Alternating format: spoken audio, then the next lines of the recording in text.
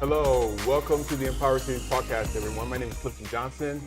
I want to say hello to my viewers in the United States and around the world. As you know, the Empower Series is here to give you hope, inspiration, education, and connections to the resources to help you take that next step to achieve your goal. Today, we're going to talk about something that is very near and important. It's affecting a lot of families. It's addiction. I know there's a lot of types of addictions out there, but we're going to talk about specifically drug addiction. But before we get into that, I want you to take the time right now, if you're watching us on YouTube, Facebook, Instagram, whatever your social media flavor is, please take that link and share it with someone else. We're going to talk about a topic that can definitely bless somebody, and the only way they're going to be blessed is if you share it with them. The only way they're going to find out about the Empower Series is if you share it with them. So come on, we should have like 1 million followers. So please take the time, like us, share us, subscribe if you haven't subscribed. And since we're going to talk about a sensitive topic, I do want to make sure that if you know of someone that is struggling with addiction, please reach out for help. So here's some resources. I'm going to read them to you, but there's also a link underneath the video for you to look at, call, and get in touch with. So first off, there's a Substance Abuse and Mental Health Services Administration. Their number is 1-800-662-4357. That is 1-800-662-HELP, which again is 4357. There's also the National Council on Alcoholism and Drug Dependence. That number is 1-800-NCA-CALL. That is 1-800-622-2255. That is 1-800-622-2255. And then there's also the crisis text line where you text HELP, HOME, to 741-741. But like I said, we're going to talk about addiction, and we are honored to have a guest and a good friend with me, Sharla Allen. She is a community servant and community leader. She felt called to open up a support group in the southern sector of Dallas. And Sharla, welcome to the Empower Series, baby. Thank you for having me. I am so glad that you've decided to take a portion of your life and share it with us in the Empower Series community. So the organization is called Nar-Anon, right? And there's some people out there who probably don't know what Nar-Anon is, if I'm pronouncing it correct. Yes. But before we get into what inspired you to start this support group, why don't you take a moment and talk about this Nar-Anon Family Support Group, what it is. So I just read it just straight from them because I think it's just the most beneficial for you to get the definition. So Nar-Anon is a fellowship for families and friends of addicts whose lives have been or are being affected by someone else's addiction. So it's basically a safe space for us because we go on that journey with them. We might not be the ones doing the drug, but it affects us. Yeah, everybody's affected. Right. In the circle, and it's more than just the family. Like you said, it's the friends.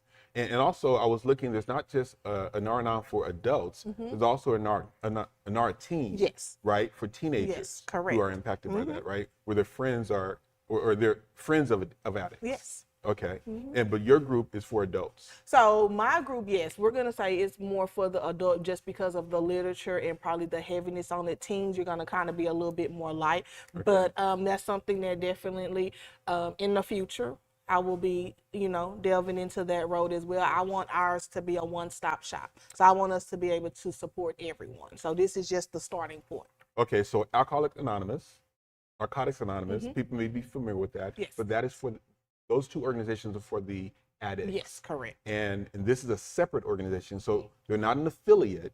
They're not associated at all, but they're a separate organization specifically for families. Friends and families. Friends and family, yes. Now, go ahead. So at our meetings, there will not be any addicts. This is one place where the addict is not welcome.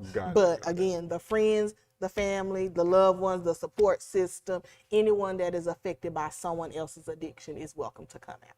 Okay, and is there any similarities? I know Al-Anon are for friends and family members of alcoholics. Yes.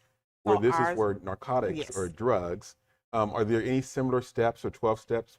So we use pretty much the same literature. We will be working a 12-step faith-based program. So sometimes, when there's not anything available, because I will say Nar-Anon meetings are very far and in between, hence why I started one in my sector of Dallas. But basically, if you cannot get to a Nar-Anon meeting, then they recommend you to go to an Al-Anon meeting. And you just kind of just exchange the words. Instead of using alcohol, you'll use, drugs or, So. Got it. Okay, so you touched about this a little bit. So what inspired you to open up this support group in the southern sector of Dallas? So unfortunately, addiction hit my home out the blue, was not prepared for it. Right. And when I got the news, I was confused, in shock, basically. And my first thing was, I need to go get you some help, because I knew I wasn't equipped to help you, because I've never dealt with addiction within my family or friends or loved ones close to me. So when my son came to me, and basically what happened was, he was basically assaulted. And come to find out, he was assaulted by his drug dealer because he didn't pay him on time. And so again, all I got was a call of him hollering and screaming that he was hurt. Didn't know what was going on, so even taking him to the hospital, getting him help, and everything to his injuries that he suffered from this, I still didn't know. It wasn't until he was released from the hospital and he got home and he started going through the withdrawal symptoms. And that's when he came, well, he actually, called me into the room where he was and basically told me that he's going through withdrawal systems. And I'm like, how are you going through withdrawal? What you mean? And that's when he basically admitted to me that he had been doing drugs.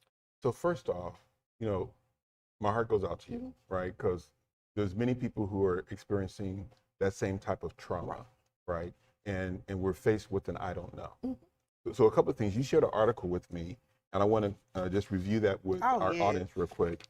And so the Dallas County Health and Human Services, along with the Recovery Resource Council, which is a nonprofit organization that provides treatment and recovery services, they published a report showing a trend of this addiction and the problems in Dallas County. So here are some of their findings. Non-fatal overdoses nearly doubled between 2018 and 2023.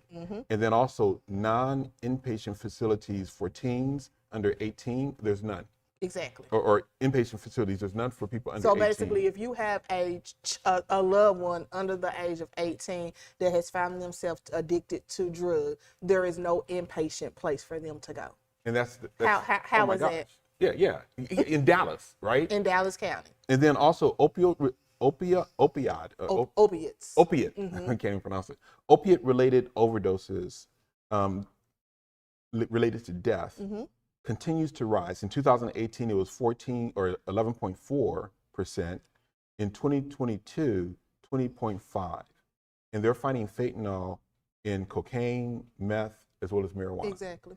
So it's just crazy. And so a lot of times the people that are addicts, like you didn't notice for your son till he came back, but it's happening to everyone. It is. Right? It's not they don't look like the typical addicts anymore. It's not the people who are homeless, which is that's an issue when you look at addiction and mental health.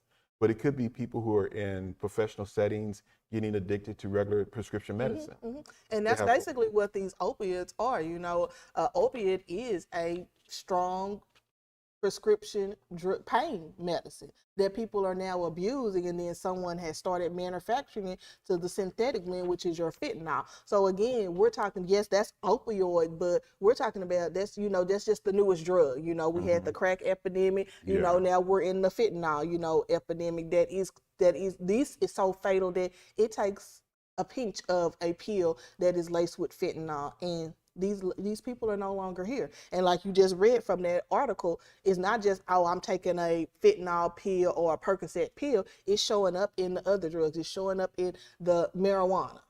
It's showing up in the cocaine. It's showing up in these other drugs. It's being laced with it, and they don't even know. They're thinking they're doing their drug of choice, but So I mean, I'll tell you that is such a bigger issue for us to address here, but kind of talk about what's out there and what we know. So personally, my brother was addicted to crack, and I actually interviewed him on the Empower Series podcast from 1988 to 1994. Didn't know where he was. He was in the streets. There would be Tyrol sightings, and actually, we found out that he was in the hospital about to die in 1994. And what's interesting is that when we went to the hospital and he decided to change his life, groups were coming to the hospital, like I call it Anonymous or Narcotics Anonymous. And so this big biker, like with, big white guy with the beard came in and read the Serenity prayer. Oh, I have that. I would Yeah, let right? me share it. Yes, Yeah, that right there. so I'm going to get that to you because I want you to read Okay. it. But he read that prayer to my brother. Mm-hmm. And my brother, at 36 years old in 1994, never heard that prayer. And when I came in to see him next, he said, hey, I want get this book, Narcotics Anonymous book. Like, he was just touched. It touched him in such a special way. He did not touch drugs after that day. That's And he turned his life around. But it was the power of that and Narcotics Anonymous. That's when I first was introduced to Narcotics Anonymous. I went to a support group called Al-Anon for alcoholics. Okay, Right. I didn't know about Nar-Anon. But read the Serenity prayer since you said you have it. So the Serenity prayer says, God grant me the serenity to accept the things I cannot change, courage to change the things I can, and the wisdom to know the difference. And thank you for sharing that, because there's resources available for addicts. And so what happened is I was just present, and I helped my brother move from Los Angeles to Dallas. Okay. He stayed with me for a period of time, didn't know what I was doing. I didn't go to any support groups.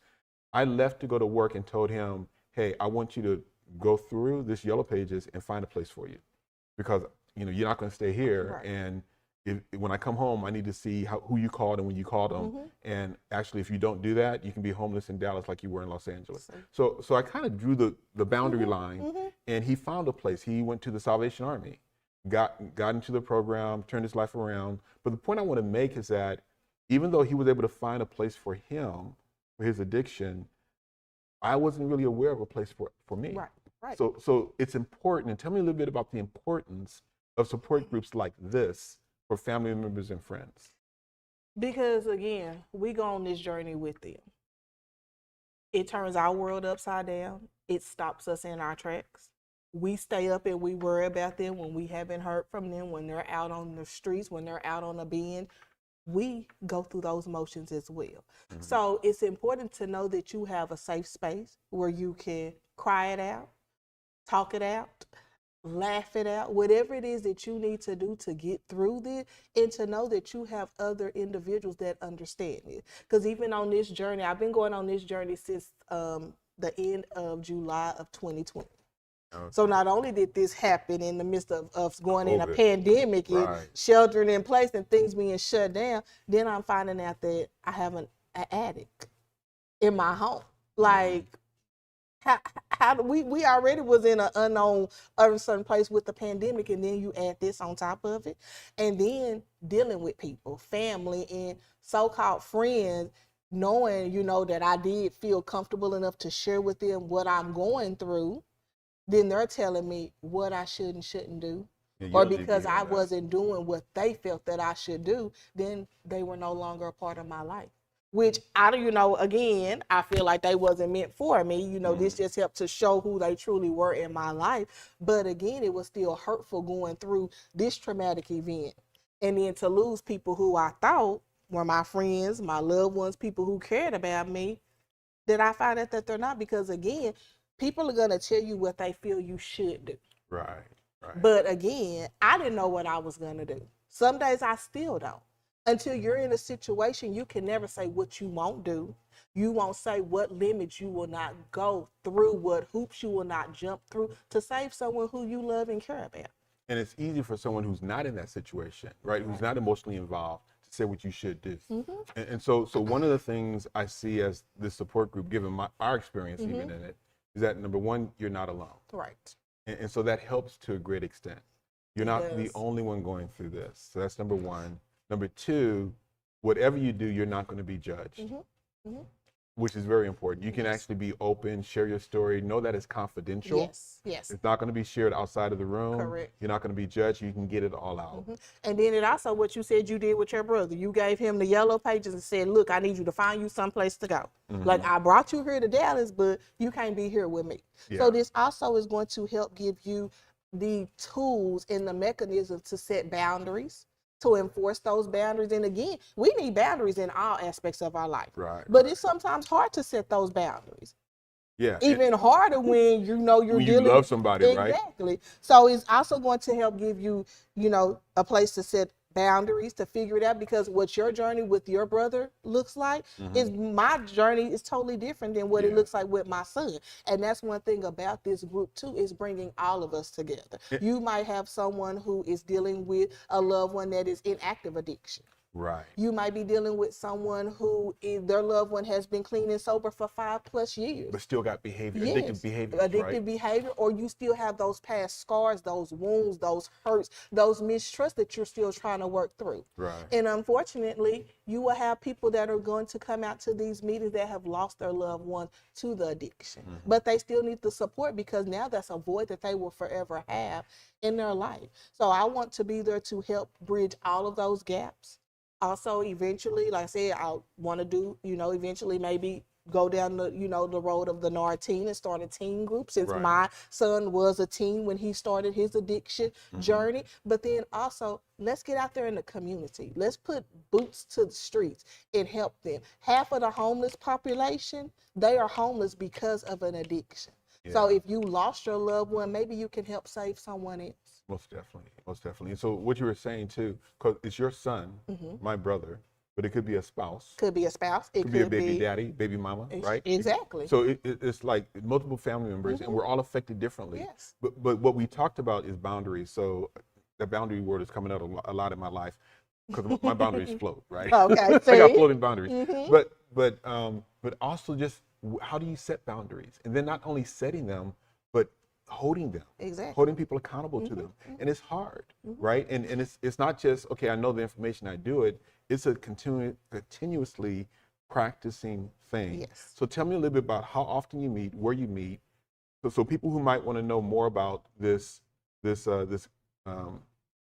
support group, tell us about it. Right. So I named it the DFW Southwest Peace, Love, Serenity Group. Say that again. So DFW Southwest Peace, Love, Serenity Group.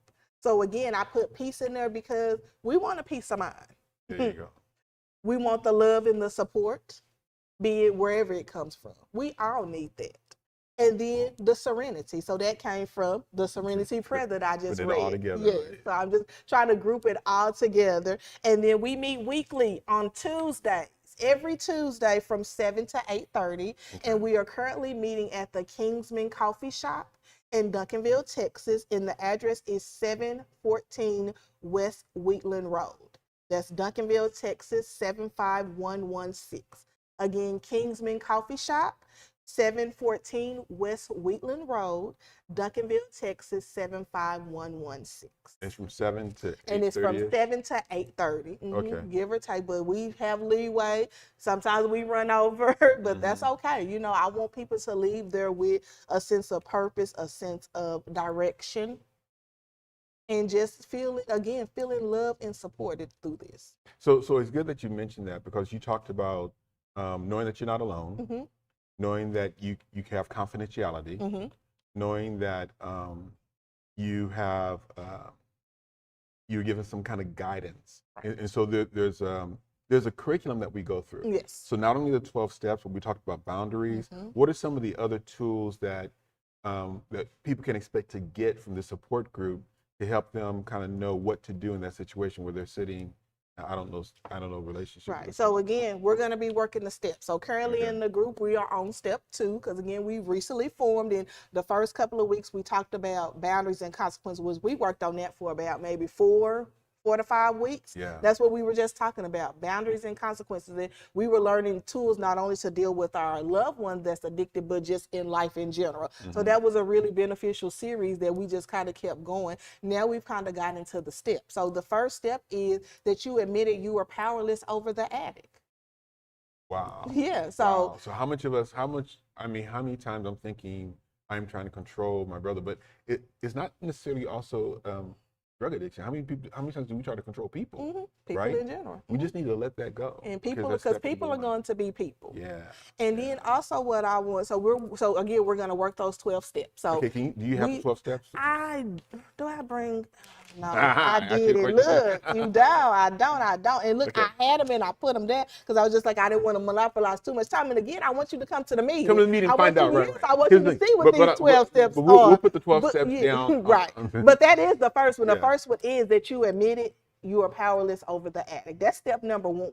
Well, here's the thing too. So if people are sitting at home and they're thinking, I got this handled or whatever, what's a good way? I think that there's some questions or something right there. I got a couple of questions. Okay, yeah. To So ask. what are the questions that people should ask themselves to see if this support group so can look, be so beneficial? I'm gonna say if you answer yes to at least 2 or more of these questions, you need to come out to this meeting, okay? And then I will say this too, if you are not in the southern sector of town, which I'm trying to touch again in Duncanville, Texas, if that is, you feel like that's too far for you to travel, or again, maybe you're not in Texas at all, go to the Nar-Anon website, which is www.nar-anon, and that's NAR-ANON.org.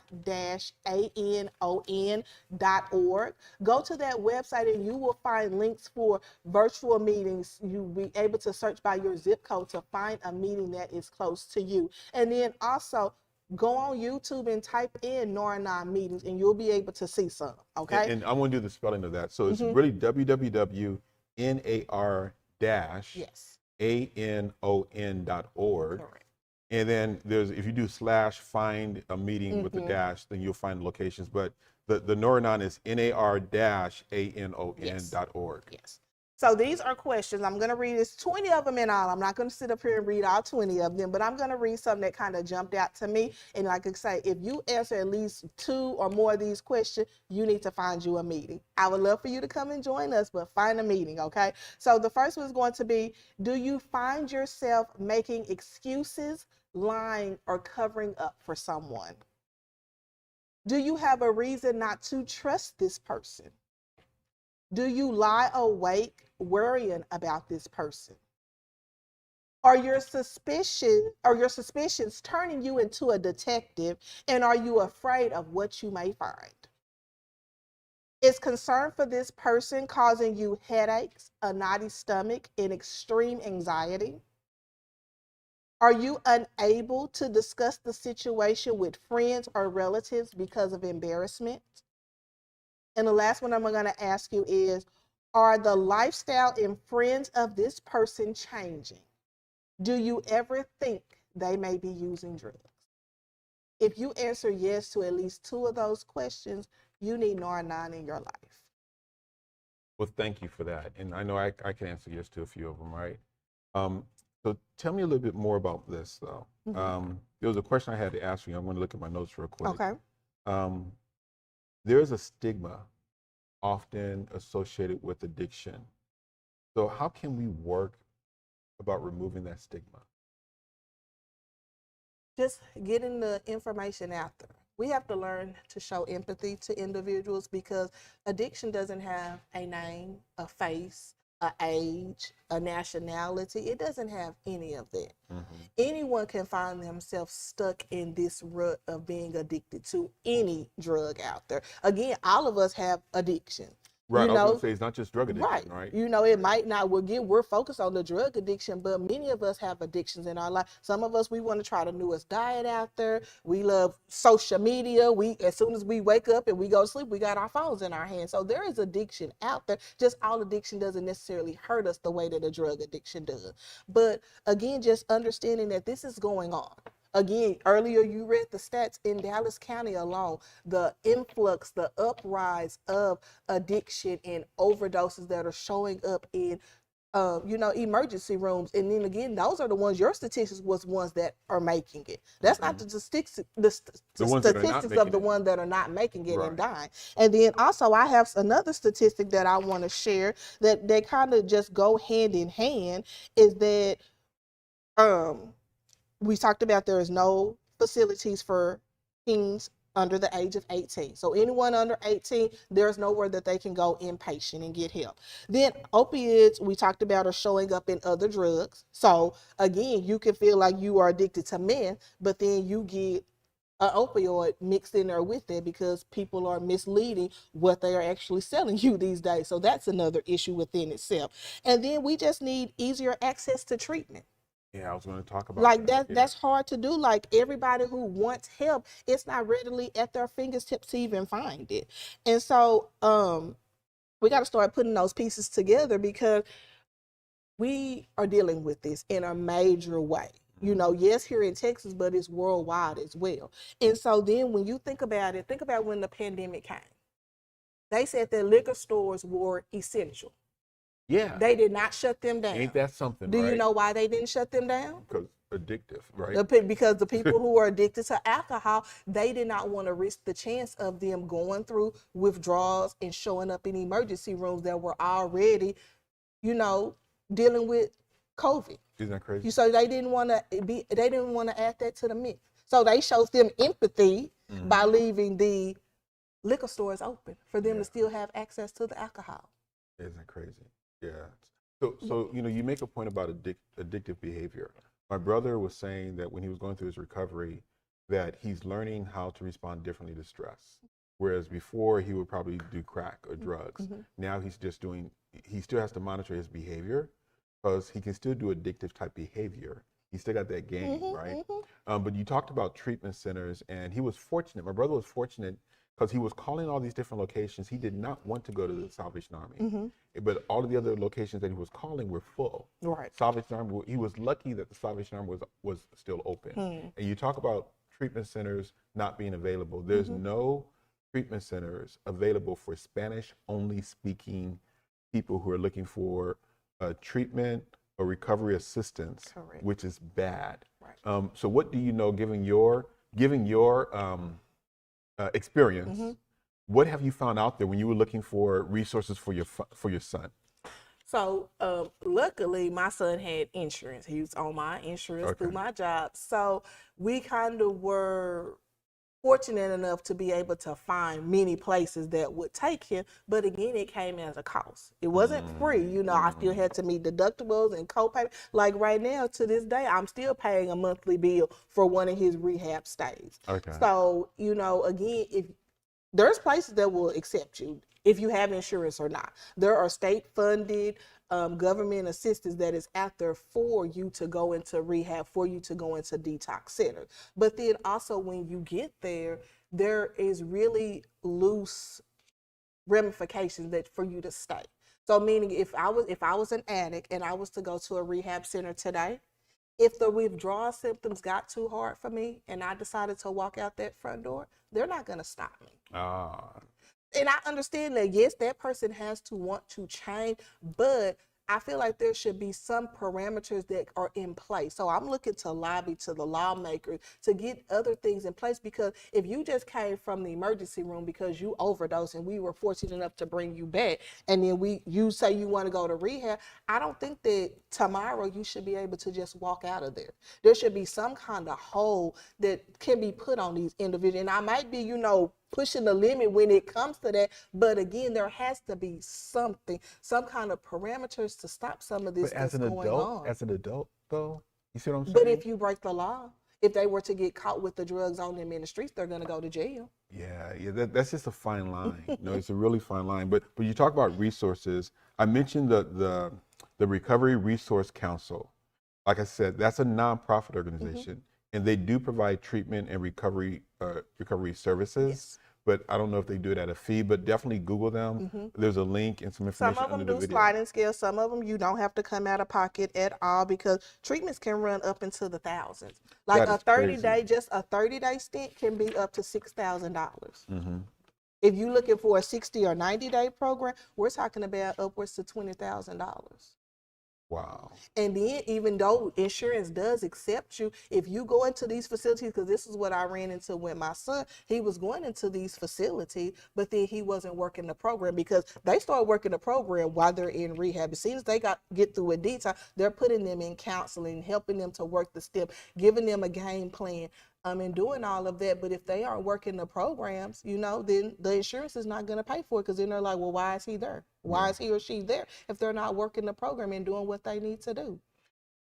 So, I don't know, there's just like a lot to be done. So number one, getting the addict help and resources critical. Yes. But us, right, the family members, that's where the support group is very important.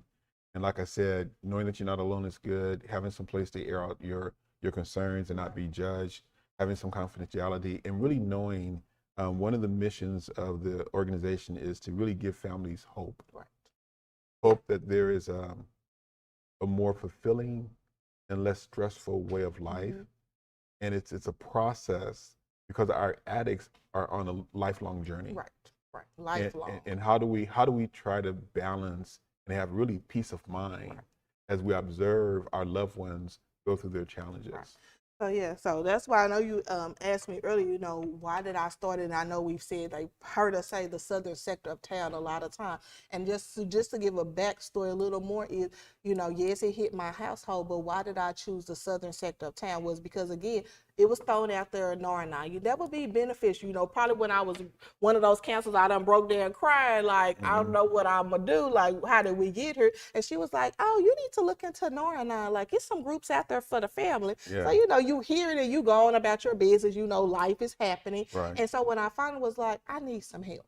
I need some help to get through this, And when I looked up a meeting on the Nar-Anon website and put in my zip code, the closest meeting was 45 minutes away.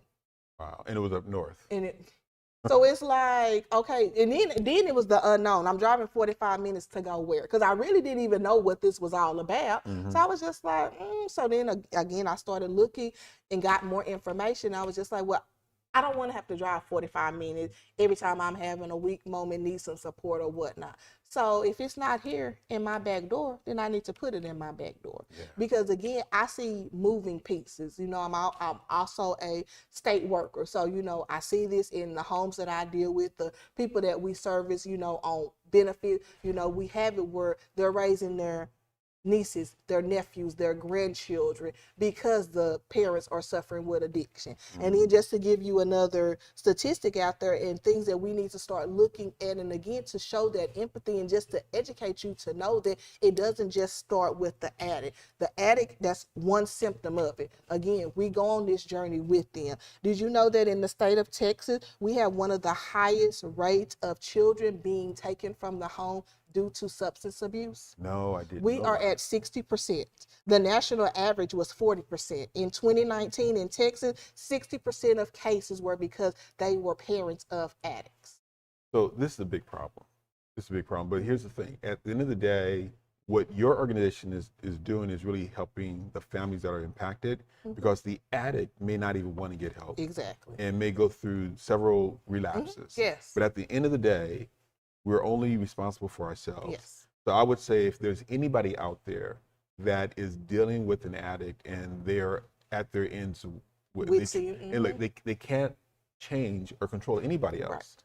They should at least come to your support group to get the coping mechanisms, to work the steps, to set the boundaries, be it whatever that boundary is, and to know that you have a family within this that totally understands you, that accepts you, and that wants to stand in the gap for you. And that there's been some success. Yes. There's been some success of people reaching that peace of mind. And I would say, for even people who are going to these groups and they don't have the answer yet, they're going there, they'll get it.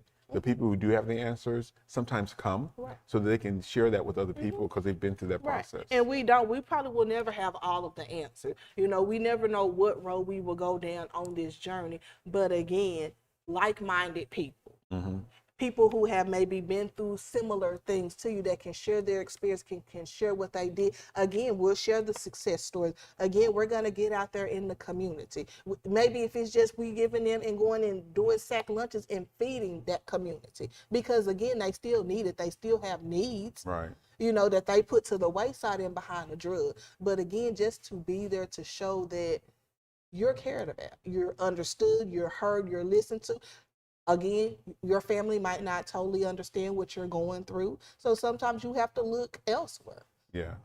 And then give the resources too. I'm looking to connect with, I have a couple of calls out now, looking to connect with some rehab and some detox center. So therefore you will have the information and the resources where if your loved one does come to you and say, hey, I'm ready to get clean, I'm ready to go detox, you can have a place in a facility. We can be like, hey, I have a connection here. I know an individual here. Let's give them a call to see if they have an opening so we can get them in there.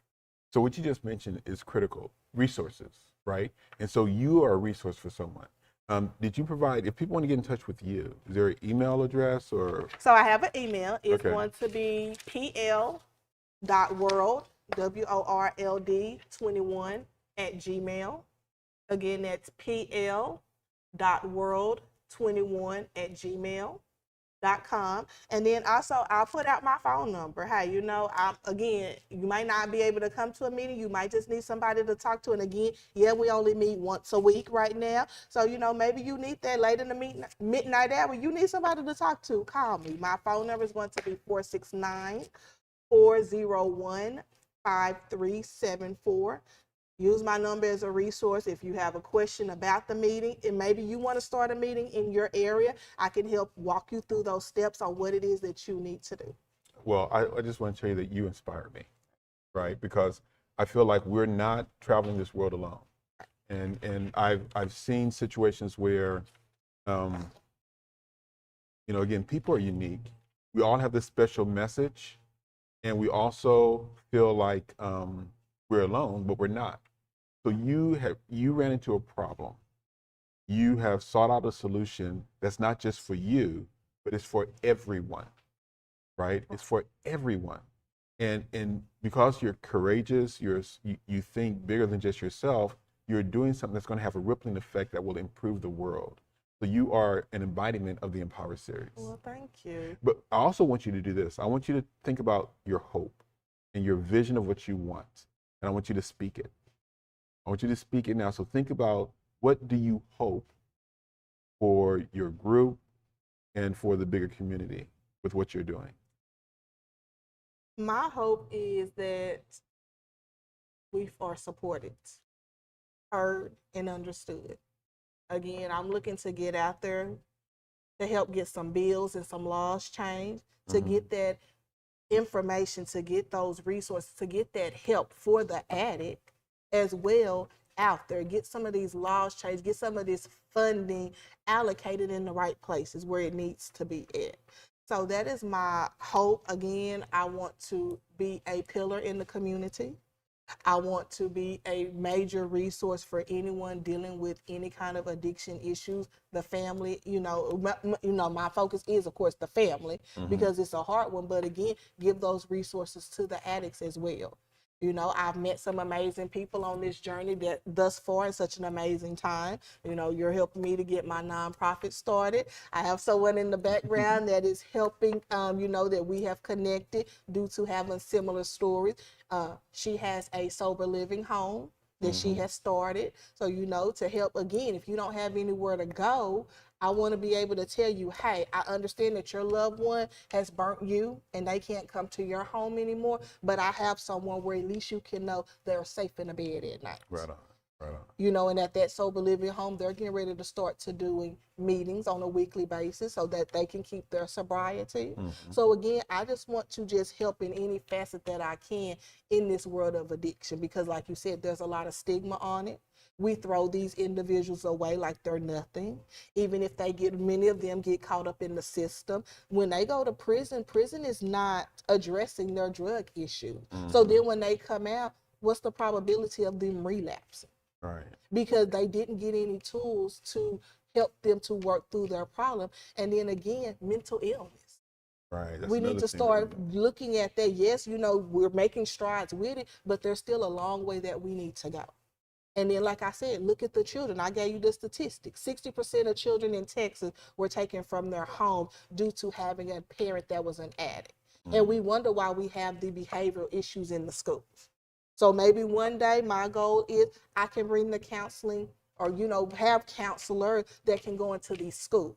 I can be that portal to be like, hey, this school needs this because they're in a drug-stricken community and they have many children that's affected by this. So I have a lot of places that I want to go with this. This weekly support group is just the beginning. Yeah, that's exactly what I was thinking. This is just the beginning, right? So for people who are watching right now and hearing this for the first time, there's a resource to connect with. And I always tell people that God can only bless you through people. And so you're definitely a blessing, but we are also blessings, and we got to be better angel watchers. So there are angels watching out of this right now that can help you take that vision you have and take the next step towards it. Well, so a lot of positive things are going to come from this. You're going to help a lot of families. They're going to have better peace of mind, better serenity, and then being able to tap into resources that the community have to help people who are struggling with addiction and recovery, so we can start turning those numbers around. And my thing, if I can save anyone from shedding as many tears, I'm not going to say you won't shed the tears, but to not shed as many tears that I have shed, or maybe get you a peace of mind where that you can get up and go to work, or you can get you a good night rest, knowing that you have set the boundary, that your loved one knows the consequences, but they know that when they're ready, that you're there for them, and learning how to detach with love. Let's quit throwing these individuals away. Yeah, and I would say in addition to getting this type of help, which is support group and free, we definitely need to see if we can get some counseling and talking to someone, just airing that out. So I have I have a lot of fillers out there. You know, it's just the point of people getting back with me. I have a counselor that I look to bring in once a month. I also have a connection with a local police officer in my community that she is a Narcan distributor. So if you are coming to the meeting, you know someone that is addicted to opioid, then we can provide you with the Narcan. You know, so again, there's a lot of different moving pieces to this. It's just getting everybody who I need in place to help support me to bring the vision alive. All right, and so I'll tell you, it's every Tuesday. Every Tuesday. At Kingsmen Coffee Cafe, right, in Duncanville? In Duncanville, Texas, 714 West Wheatland Road. All right, well, thank you. I appreciate you so much. Thank you. For, again, spending a portion of your life here with the Empower Series community. But more importantly, I thank you for doing what you did. Because you're definitely a blessing. You are an angel, and you're going to help millions of lives. The work that you're doing now in creating this support group out in the southern sector of Dallas. So thank you very much. Thank you. And then also I want to thank you for watching us, because the Empower Series is really us, right? It's not one person. Like nothing of significance can ever be done alone. So this support group that you're putting together, you may have the idea, but you're being a good steward of that idea, and you're sharing that, and then it's going to take all of us to make that vision happen, right? So you all have a unique message and a unique purpose. I like to end with this. And so each one of us are individually unique, and the world is waiting for us to be as bold to take that next step and move on that idea. The world is waiting for you. People are waiting to be touched by you. You have a message. And there's people out there that can only hear your message. So don't sit in I don't know, right? Because we all get there. There's a lot of I don't knows that you have, right? Right. But and then I still do. And you look, we all have I don't knows, but we're figuring it out. Like I'm helping you with the nonprofit.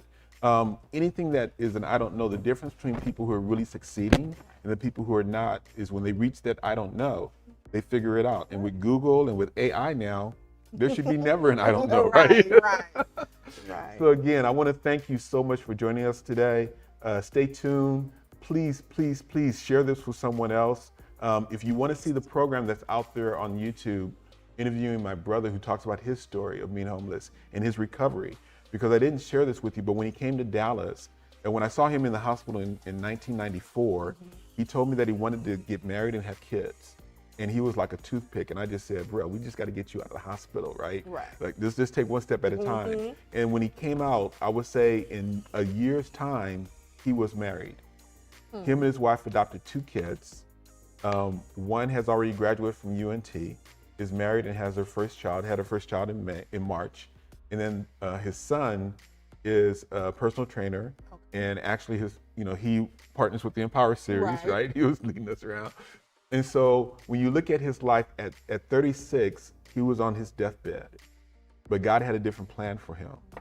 And we all have a vision of what we want, and our current circumstances may be so contrary to how we're going to make that a reality. But it doesn't matter, because it's your vision, right? Vision about visibility, not feasibility. And he worked it out to where in a year, look at what he's done, right? So I say that to give you hope and to inspire you to act on your ideas. There's definitely education out there with support groups. And more importantly, there are people out there like Sharla, like myself, that can help you take that next step in organization. So we'll get you connected. So stay connected with the Empower Series. Email me at the Empower Series, which is thrive@empowerseries.com. Check us out on all of our social media accounts, Facebook, Instagram, YouTube, TikTok, everything, right? Hey, we got to meet them where they are. Exactly, because we want to create a movement, right? Yes. A movement of more than 1 million people, that we can help. And the only way we'll do that is if you share this with somebody else. So I want to thank you again. Until we meet again, be empowered and inspired to thrive.